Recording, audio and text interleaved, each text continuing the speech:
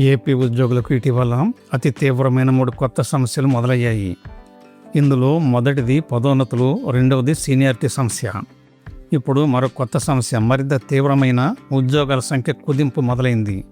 వీటన్నింటికీ కారణం కేడర్ పునర్వ్యవస్థీకరణ.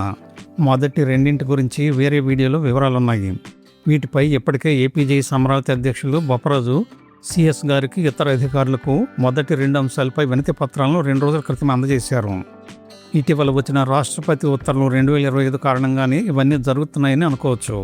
ఎందుకంటే ఈ ఉత్తర్వులు నిజానికి డిసెంబర్ 15వ తేదీ నుండి అమలవ్వాలి. 27 నెలల్లో కేడర్ పునర్వ్యవస్థీకరణ పూర్తి కావాలి.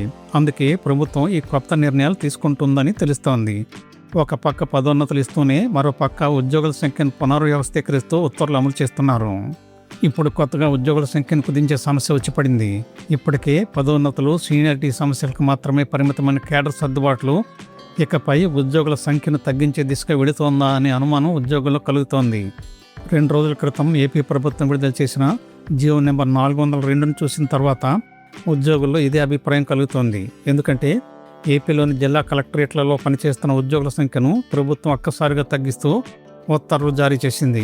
దీనివల్ల ఇప్పటికే ఉన్న ఉద్యోగాలపై దీని ప్రభావం ఉంటుందా? కొత్త నియామకాలు తగ్గిపోతాయా?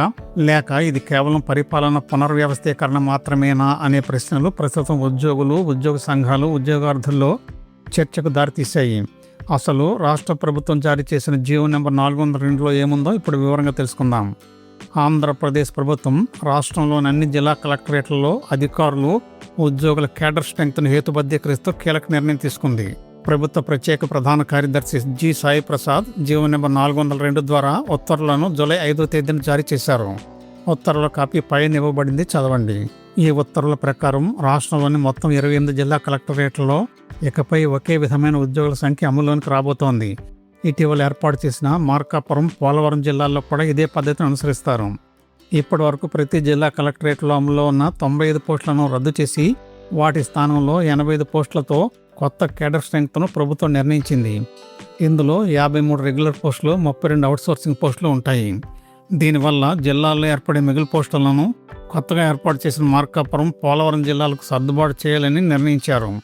దీంతో కొత్త జిల్లాల్లో కూడా అవసరమైన సిబ్బంది అందుబాటులోకి రాబోతున్నారు. ఈ నిర్ణయం ఎందుకు తీసుకున్నారనే ప్రశ్నకు ప్రభుత్వం స్పష్టమైన కారణాన్ని పేర్కొంది. రాష్ట్రంలోని జిల్లాల సంఖ్య పెరగడం, కొత్త రెవెన్యూ డివిజన్లు, మండలాలు ఏర్పడడం వల్ల పాత జిల్లాల్లో ఉన్న పోస్టులను కొత్త పరిపాలనా యూనిట్లకు పునర్విభజన చేయాల్సిన అవసరం ఏర్పడిందని ప్రభుత్వం చెబుతోంది.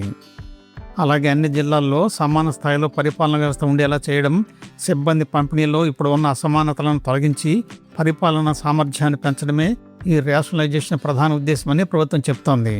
జీవో 402 ప్రకారం ప్రతి జిల్లా కలెక్టరేట్లో కలెక్టర్, జాయింట్ కలెక్టర్, జిల్లా రెవెన్యూ అధికారి DRO, deputy collector, assistant officer భూ సంస్కరణలు, సూపరింటెండెంట్లు, తహసీల్దార్లు, డిప్యూటీ తహసీల్దార్లు, సీనియర్ అసిస్టెంట్లు, జూనియర్ అసిస్టెంట్లు, రికార్డ్ అసిస్టెంట్, జమేదారు వంటి రెగ్యులర్ పోస్టులతో పాటు కంప్యూటర్ ఆపరేటర్లు, డ్రైవర్లు, ఆఫీస్ సబార్డినేట్లు, వాచ్మెన్ల వంటి అవుట్సోర్సింగ్ పోస్టులు కూడా నిర్ణయించిన సంఖ్యలో ఉంటాయి.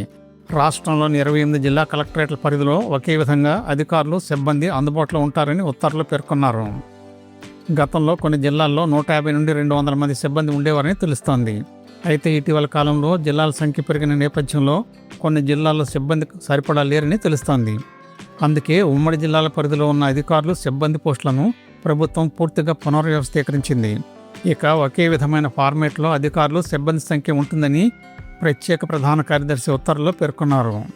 కొన్ని జిల్లాల కలెక్టరేట్లలో పదుల సంఖ్యలో ఖాళీలు ఉన్నాయని తెలుస్తోంది. ఉదాహరణకు మన్యం జిల్లా కలెక్టర్ కార్యాలయంలో 39 ఖాళీలు ఉన్నాయని తెలుస్తోంది. ఇక్కడ ఒక్క వాచ్మెన్ కూడా లేరని అంటున్నారు. మొత్తం మీద అన్ని జిల్లా కలెక్టరేట్లలోనూ రద్దు చేసిన పోస్టుల సంఖ్య 95 అని తెలుస్తోంది. సీనియర్ అసిస్టెంట్లు 21, స్టెనోలు 3, జూనియర్ అసిస్టెంట్లు 29, టైపిస్టులు 12, రికార్డ్ అసిస్టెంట్లు, రోమీ ఆపరేటర్లు, సార్ఫ్, 2 డ్రైవర్లు, ఆఫీస్ సబార్డినేట్లు 22, ఒక స్కావెంజరు, 2 స్వీపర్లు, ఇలా మొత్తం 95 పోస్టులను రద్దు చేస్తూ ప్రభుత్వం ఆదేశాలు జారీ చేసింది. అంతేకాదు ప్రభుత్వం కేవలం జిల్లా కలెక్టరేట్లకే పరిమితం కాకుండా కొత్తగా ఏర్పాటు చేసిన రెవెన్యూ డివిజన్లు, మండలాలకు కూడా పోస్టులను ఖరారు చేసింది. ప్రతి రెవెన్యూ డివిజన్ కార్యాలయానికి 17 పోస్టులు, ప్రతి మండలానికి 11 పోస్టులు మంజూరు చేసింది. కొత్తగా ఏర్పాటు చేసిన అడ్డరోడ్డు జంక్షన్, అద్దంకి, పీలేరు, బనగానపల్లి, మడకశిర రెవెన్యూ డివిజన్లతో పాటు ఆదోని 2, గుర్తేడు మండలాలకు కూడా ఇదే విధానం వర్తించబోతోంది. పరిపాలనలో సమర్థత, అన్ని జిల్లాల్లో సమానంగా సిబ్బంది ఉండేలా ఈ నిర్ణయం తీసుకున్నారు. అయితే ఈ ఉత్తర్వుల తర్వాత ఉద్యోగులు మరో సందేహం కూడా వ్యక్తమవుతోంది. ఉద్యోగుల సంఖ్యను 95 నుండి 85కు తగ్గించడం వల్ల ఇప్పటికే పనిచేస్తున్న ఉద్యోగులపై దీని ప్రభావం ఎలా ఉంటుంది, ఖాళీ పోస్టులను ఎలా భర్తీ చేస్తారు, మిగులు పోస్టుల సర్దుబాటు ఏ విధంగా ఉంటుంది అనే అంశాలపై ప్రభుత్వం ఇంకా పూర్తిస్థాయి వివరణ ఇవ్వాల్సి ఉంటుంది. ప్రస్తుతం అందుబాటులో ఉన్న ఉత్తర్వుల ప్రకారం ఇది ప్రధానంగా కేడర్ స్ట్రెంగ్త్ పునర్వ్యవస్థీకరణ మాత్రమేనని తెలుస్తోంది. ఇది హేతుబద్ధీకరణ కాకపోవచ్చు. మొత్తానికి రాష్ట్ర వ్యాప్తంగా అన్ని జిల్లా కలెక్టరేట్లలో ఒకే విధమైన సిబ్బంది నిర్మాణాన్ని అమలు చేయడం, కొత్త జిల్లాలు, రెవెన్యూ డివిజన్లు, మండలాలకు అవసరమైన పోస్టులను కేటాయించడం, పరిపాలనను మరింత సమర్థవంతంగా నిర్వహించడం లక్ష్యంగా ఆంధ్రప్రదేశ్ ప్రభుత్వం ఈ కీలక నిర్ణయం తీసుకుందని చెప్తున్నారు. అయితే ఈ మార్పుల వల్ల ఉద్యోగులపై, భవిష్యత్తు నియామకాలపై ఎలాంటి ప్రభావం చూపుతుందో రాబోయే రోజుల్లోనే తెలుస్తోంది. ఇప్పటికిప్పుడు తెలిసే అవకాశం లేదు. వీడియో నచ్చితే తప్పకుండా సబ్స్క్రైబ్ చేసుకోండి, 10 మందికి షేర్ చేయండి, తప్పనిసరిగా లైక్ చేయండి. ధన్యవాదాలు.